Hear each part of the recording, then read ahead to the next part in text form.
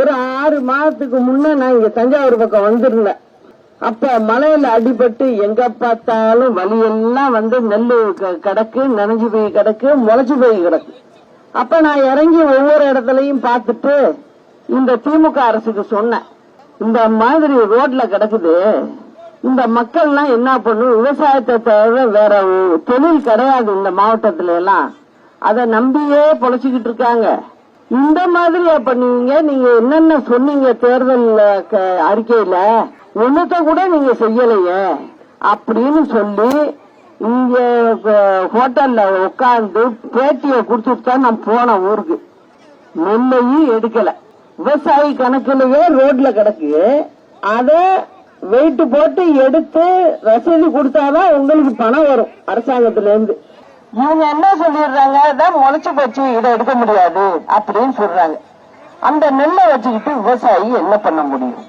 அப்ப அங்க உள்ளவங்க சொன்னாங்க, அம்மா லாரி வரலன்னு சொல்றாங்க, லாரி வந்தாக்க இதெல்லாம் எடுத்துட்டு போலாம், அது மட்டும் இல்ல குடோனும் இல்ல அடுக்கி வைக்கிறதுக்கு, நெல் அதிக விளைச்சலா இருக்கு அப்படின்னாங்க. அப்போ நான் கேட்டேன், என்ன விஷயம், எதனால அப்படின்னு. அங்க உள்ள விவசாயிகள்கிட்ட ஒவ்வொருத்தர்ட்டையும் நின்று பேசினேன். அவங்க என்ன சொல்றாங்க, அம்மா நீங்க வந்து பெங்களூர் போயிட்டீங்க, அதுக்கப்புறம் அந்த அம்மா இருந்தப்ப இப்படி எல்லாம் இல்ல, யாரு வேணாலும் லாரி கொண்டுட்டு வருவாங்க, அதுக்கு வாடகை கொடுத்துருவாங்க, அது எடுத்துட்டு போய் கரெக்டா சேர்த்துரும், மழையில ரொம்ப அடிபடாது.